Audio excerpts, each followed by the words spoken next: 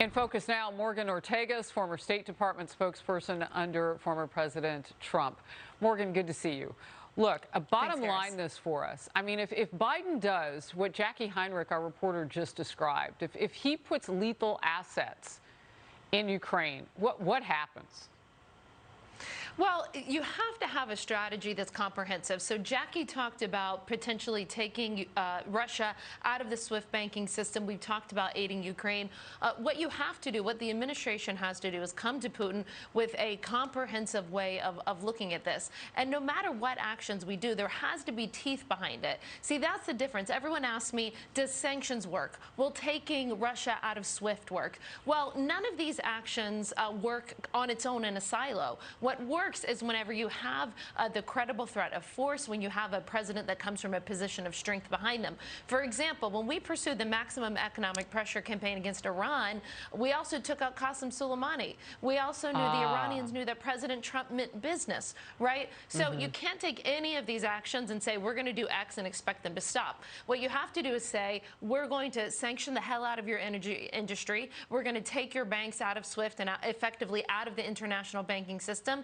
And you know what? We're going to arm Ukraine to the teeth. They may not be able to beat you one-on-one in a fight, but we're going to give them enough weaponry to make it bloody and to make it very costly for you. And it's important, Harris, to deter Putin, to deter the Russians here, because if we don't deter them on Ukraine, then we're effectively losing Europe to the Russians, and the Chinese are watching and just waiting for the Olympics to be over, I bet, so they can pursue what they want to pursue in Taiwan. Yeah, thank you for putting that in context. How that one thing may be on the table about lethal assets, but it needs to be along with those other things. You know, my next question has to be what Russia thinks of us. You heard General Jack Keane talking about how they probably see us as weak, as many of our enemies do now. Biden said yes to a Russian pipeline in Eastern Europe, but he closed Keystone. Can you talk about how something like that plays in on the world stage? Well, that is effectively giving them the money and the lifeline that they need to help. They have a very fledgling economy, right? Russia has a lot of problems. Let's not overestimate where they are in the world. They have a population that's decreasing. They're just not having enough babies there. And they have an economy that diminishes every year. So getting this pipeline is crucial to them because it's going to help them economically. Mind you, let me just say, Senator Lummis from Wyoming pointed this out last week. The pipeline is not climate friendly. From an energy perspective, from a climate change perspective, it would be more effective to send our American gas to Europe. That is more climate friendly than the pipeline. I don't think Russia cares. Well, no, the Russians don't, but the Biden administration is greenlighting something that's not climate friendly. I thought that was the whole point of why they're here in their minds. Anyway, I digress. Yeah, you're right. I mean, that was what was said about Keystone. It's why they're eyeing Michigan's Line 5 that affects millions of people across several states in the United States. So, but what you're saying, though, is the bottom line, hypocrisy is on the table. Hypocrisy is on the table because they impeached President Trump for supposedly not giving lethal aid to Ukraine in time. When these people that are in power now were in the Obama administration, they effectively did nothing to help Ukraine. Now they're in power again, and Russia is again looking to invade Ukraine. I mean, history is literally repeating itself. Russia's going to Russia. They're communists. Morgan Ortagus, I'll see you next hour for Outnumbered. Thanks for coming by and focus with your expertise. Appreciate it. Thank you. Well, right, and I was actually just looking at a USA Today piece from 2019 where Don Lemon was talking to Jada Pinkett Smith, and he indicated that he texted Jussie Smollett daily. That was the word that he used to characterize their relationship. Again, that was from USA Today in 2019. So I think Ari hit the nail on the head. We have to ask ourselves, is there, a relationship, beyond just reporter trying to get more information?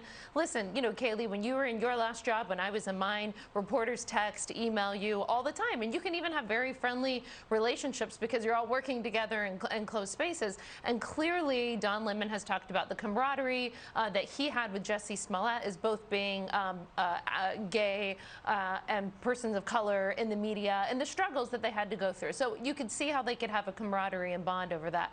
But what we really need is the answers for, did this go beyond camaraderie? Did this go in impeding a police investigation? I think it's going to continue to be on a state-by-state basis, where you see, some more draconian measures that some people will call this from Mayor de Blasio in blue states, and then more open measures in places like Florida, Texas, here in Tennessee.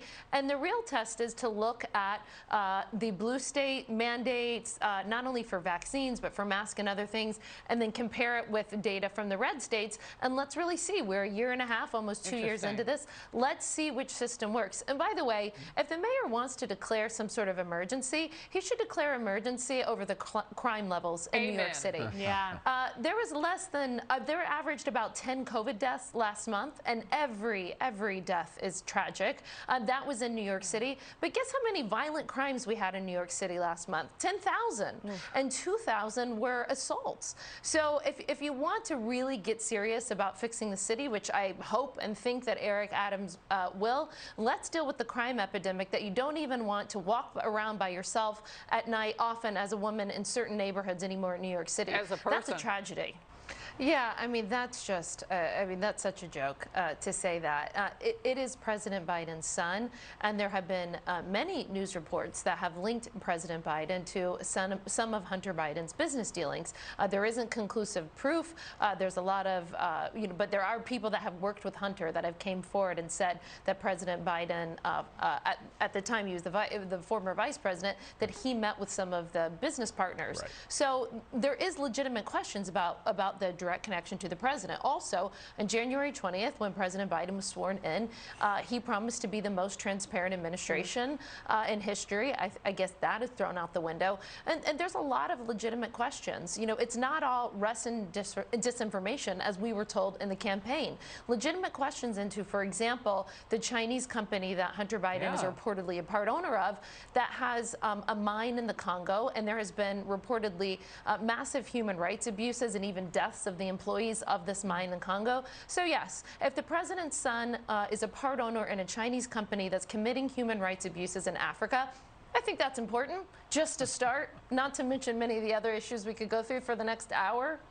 Morgan, it is really interesting. I mean, this isn't the only case where a movie has been altered to appease China. There is a case of Tom Cruise where he had symbolism on his jacket for Taiwan, and the jacket was changed. There's a Marvel film. There are many other examples of this. It is an interesting double standard.